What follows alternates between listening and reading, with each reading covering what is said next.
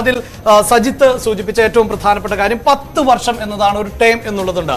ലോകം പ്രതീക്ഷിക്കാത്ത ഒരു കോവിഡ് നമ്മളെ കടന്നാക്രമിച്ചത് ഇന്ത്യ സഖ്യത്തിന്റെയോ അല്ലെങ്കിൽ NDAയുടെ പ്രധാനമന്ത്രി നരേന്ദ്രമോദിയുടെയോ ഒന്നും വിഷയമല്ല.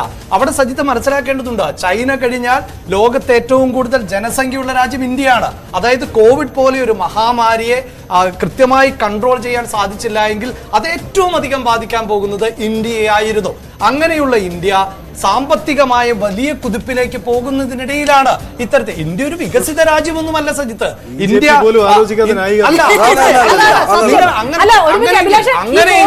ഒരു നിമിഷം കഴിഞ്ഞ നിയമസഭാ തെരഞ്ഞെടുപ്പിൽ കേരളത്തെ സെറ്റ് ചെയ്തത് എന്ത് വിഷയമായിരുന്നു സജിത്ത്? എന്ത് വിഷയമായിരുന്നു സജിത്ത്?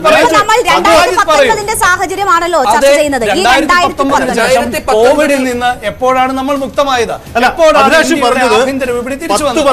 ഒരു പ്രധാനമന്ത്രിക്ക് പ്രതീക്ഷിച്ച തരത്തിലേക്ക് ശോഭിക്കാനാവാത്തതിന്റെ മുഖ്യ കാരണം പ്രതിസന്ധികൾക്കിടയിൽ നിന്ന് ഇന്ത്യയിൽ നിന്ന് എത്രയോ രാജ്യങ്ങൾക്ക് കോവിഡ് വാക്സിൻ അടക്കം നൽകേണ്ടി വരുന്നു. അതിനെയാണോ ആറാം ഘട്ടം, 7ാം ഘട്ടം, 5ാം ഘട്ടം തുടങ്ങിയോ? നിങ്ങൾ എവിടെയാണ് പ്രചാരണത്തിൽ വികസനത്തെ സംസാരിച്ചത്?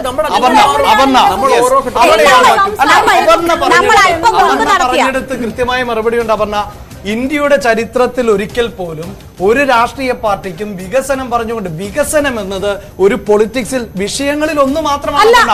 അല്ലെങ്കിൽ അപർണ പറയൂ, ഇന്ത്യയുടെ ഗ്യാരണ്ടി പറഞ്ഞു തുടങ്ങിയതാണ്. എവിടെ പോയി?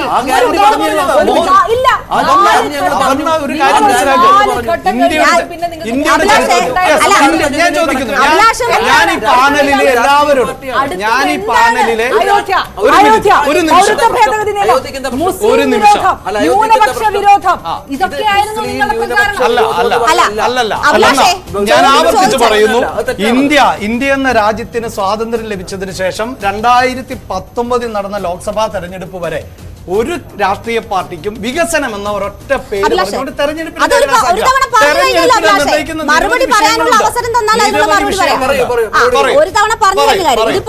അഭിലാഷ് പറയുന്നത് എന്നാണ് വികസനത്തിന്റെ പേര് പറഞ്ഞ് ഒരു തെരഞ്ഞെടുപ്പ് ഇവിടെ ഉണ്ടായത്. ഞാൻ പറയുന്നത് തിരിച്ചു വരുമെന്ന് ഉറപ്പ് നരേന്ദ്രമോദിക്കുണ്ടായിരുന്നുവെങ്കിൽ എന്തുകൊണ്ട് 3ാം സമ്പദ് വ്യവസ്ഥ വികസിത രാഷ്ട്ര 47 വികസിത രാഷ്ട്ര ഇത് പറഞ്ഞു തുടങ്ങി മോദി ഗ്യാരണ്ടി പറഞ്ഞു തുടങ്ങിയ മോദിക്ക് വർഗീയത പറയേണ്ടി വന്നു എന്നൊരു ചോദ്യമാണ്. ടെന്റിനകത്തിരിക്കും ഇത് പറഞ്ഞിട്ടാണ് നിങ്ങൾ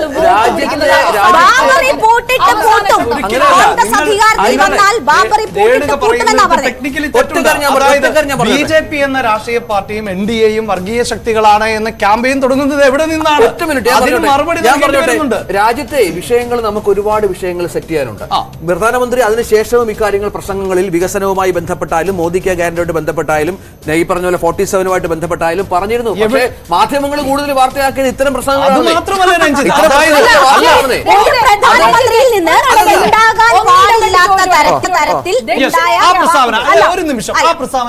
ഞാൻ പറയട്ടെ, ഒരു പ്രധാനമന്ത്രി പറയാൻ പാടില്ലാത്ത തരത്തിൽ രാജസ്ഥാനിലെ ബാർബറിൽ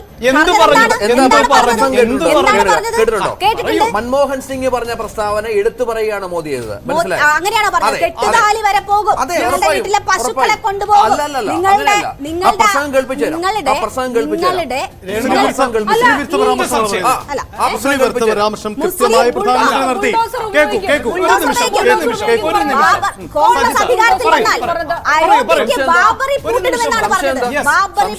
കുട്ടികൾ കൂടുതലുള്ളവരിലേക്ക് സമ്പത്ത് പോകും.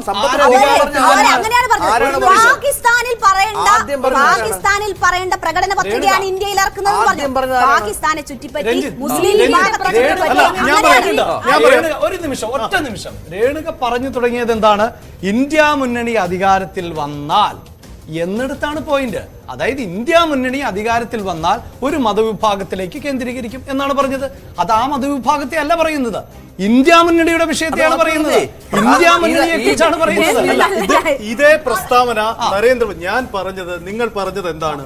മോഡി ഒരു അജണ്ട സെറ്റ് ചെയ്തു. ആ അജണ്ടയ്ക്കൊപ്പം മറ്റ് രാഷ്ട്രീയ പാർട്ടികളെയും മാധ്യമങ്ങളെയും കൊണ്ടു. അത് അദ്ദേഹത്തിന്റെ രാഷ്ട്രീയ വിജയമാണ്, BJPയുടെ രാഷ്ട്രീയ വിജയമാണെന്ന് പറയുന്നു. ആ പറയുന്നതിന്റെ മെറിറ്റിലേക്ക് ഞാൻ വരുന്നില്ല. അതിനപ്പുറം നരേന്ദ്രമോദിക്ക് പറഞ്ഞത് തിരുത്തേണ്ടി വന്നോ, വിശദീകരണം നൽകേണ്ടി വന്നോ? അവിടെയാണ് പ്രതിപക്ഷത്തിന്റെ വിജയം. ഞാൻ വിശദീകരിക്കേണ്ടി വന്നു എന്ന് മാത്രമല്ല, ഞാൻ പൂർത്തീകരിക്കാം. സമൂഹത്തിൽ ആ പ്രസ്താവനയെ ബന്ധപ്പെട്ട് തെറ്റിദ്ധാരണകൾ പറഞ്ഞപ്പോൾ അത് കൃത്യമായി ക്ലാരിറ്റി വരുത്താം. ഇനി ആ പ്രസ്താവനയെ മെറിറ്റിലേക്ക് വരുമ്പോൾ തികച്ചും അനുചിതമായ ഒരു രാഷ്ട്ര നേതാവിന്, ഒരു ലോക നേതാവിന് ഒരു കാലത്തും പറയാൻ പറ്റാത്ത പ്രസ്താവനയാണ് അദ്ദേഹത്തിന്റെ ഭാഗത്തുനിന്നുള്ളത്. നരേന്ദ്രമോദി അദ്ദേഹം പറഞ്ഞതിൽ വളരെ മൻമോഹൻ സിംഗിന്റെ കോട്ട് ചെയ്തുകൊണ്ട്, ഇന്ത്യ മുന്നണിയെ പൊതുവിൽ പരാമർശിച്ചുകൊണ്ട് അദ്ദേഹം കോട്ട് ചെയ്യുമ്പോൾ ഒരു പ്രത്യേക മതവിഭാഗത്തെ ഒരു പ്രത്യേക ചേരിയിലോട്ട് ചേർത്ത് നിർത്താൻ നിങ്ങൾ ഈ പറഞ്ഞ് ന്യായീകരിക്കുന്നില്ല. മുസ്ലിം വിഭാഗത്തെ പിന്തുണയ്ക്കുന്ന ഏതെങ്കിലും നിലപാട് ഇവിടെ നരേന്ദ്രമോദി BJP സ്വീകരിച്ചിട്ടുണ്ടോ? ഇവിടുത്തെ അതായത് ഒരു നിമിഷം അതായത് സജിത്ത്, ഇവിടെ BJP ഒരിക്കൽ കൂടി അധികാരത്തിൽ വന്നാൽ ഇന്ത്യയുടെ സംവരണ സംവിധാനങ്ങൾ അട്ടിമറിക്കപ്പെടും എന്നാണ് ഇന്ത്യ മുന്നണി ക്യാമ്പയിൻ നടത്തിയത്. ആ ക്യാമ്പയിന് ശേഷമാണ് പ്രധാനമന്ത്രിക്ക് ഇത്തരത്തിലുള്ള മറ്റ് പ്രസംഗങ്ങളിലേക്ക് പോകേണ്ടി വന്നത്. ഇന്ത്യയുടെ ഭരണഘടന. അതായത് പ്രധാനമന്ത്രി മലയാളത്തിലെ ഒരു ടെലിവിഷൻ ചാനലിൽ നിന്ന് അടക്കം പങ്കെടുത്ത ഇന്റർവ്യൂവിൽ അദ്ദേഹം കൃത്യമായി പറയുന്നു, ഇന്ത്യയിലെ ആദ്യത്തെ മുസ്ലിം പള്ളി അതെവിടെയാണെന്ന് അറിയാമോ? ആ പള്ളിക്ക് എന്ത് പ്രസക്തിയാണ് ഇപ്പോൾ ലഭിച്ചിട്ടുള്ളത്? കേരളത്തെ ചൂണ്ടിക്കൊണ്ടാണ് ചോദിച്ചത്. കൊടുങ്ങല്ലൂരിലുള്ള പള്ളിയെ ചൂണ്ടിക്കൊണ്ടാണ് അദ്ദേഹം ചോദിക്കുന്നത്. അപ്പോൾ കേരളം അടക്കമുള്ള സംസ്ഥാനങ്ങളിലെ മുസ്ലിം വിഭാഗത്തെ കുറിച്ച് അദ്ദേഹത്തിന് മനസ്സിലാക്കിയിട്ടും ആ പള്ളി അവിടെ ഉള്ളത് കൊണ്ടുമാണ് സംസാരിക്കുന്നത്. നമ്മൾ ഈ ആലങ്കാരികമായി ഒന്നും പറയണ്ട. ഒരു രാഷ്ട്ര നേതാവിന്റെ പ്രസ്ഥാനം പറയും, ഇന്ത്യ എന്ന രാജ്യത്തെ മുസ്ലിം ജനവിഭാഗത്തിന് ധൈര്യത്തോടെ ആത്മവിശ്വാസത്തോടെ ജീവിക്കാൻ കഴിയുന്ന ഒരു സാഹചര്യം ഈ സമൂഹത്തിലുണ്ടോ? സൃഷ്ടിക്കപ്പെട്ടതല്ല. ഞാൻ BJP എന്ന രാഷ്ട്രീയ പാർട്ടി 10 വർഷമായി BJP രാജ്യം ഭരിക്കുന്നു. എത്ര മുസ്ലിങ്ങൾക്ക് നേരെ ആക്രമണം ഉണ്ടായിട്ടുണ്ട്? അതായത് മുസ്ലിം വംശഹത്യ നേരിട്ട എത്ര കലാപങ്ങൾ കഴിഞ്ഞ 10 വർഷം എത്ര വർഷം മുമ്പാണ് മോദി ഈ 10 വർഷത്തെ കണക്ക് പറയും. ഈ 10 വർഷത്തിൽ മുസ്ലിം ഏറ്റവും വലിയ ബിസിനസ് ക്ലാസ് ആയി വളർന്നു വരാൻ അവർക്ക് സാധിക്കുന്നു. വിദ്യാഭ്യാസ കാര്യങ്ങൾ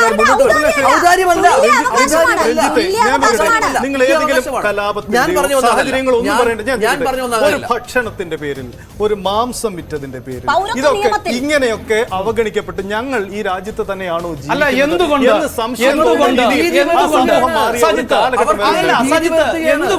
എന്തുകൊണ്ട് ഈ ഗോവധം നിരോധനം ഉൾപ്പെടെ ഈ UPA ഇപ്പോൾ NDAയുടെ സഖ്യകക്ഷിയായിട്ടുള്ളവർ ഭരണത്തിലിരിക്കുന്നില്ലേ? എത്രയോ നാൾ കോൺഗ്രസ് ഭരിച്ചു. എന്തുകൊണ്ട് ഈ നിയമം റദ്ദാക്കപ്പെട്ടില്ല? ഇത് NDA ആണോ BJP ആണോ ഇന്ത്യയിലെ സംസ്ഥാനങ്ങളിൽ ഗോവധ നിരോധനം കൊണ്ടുവന്നത്?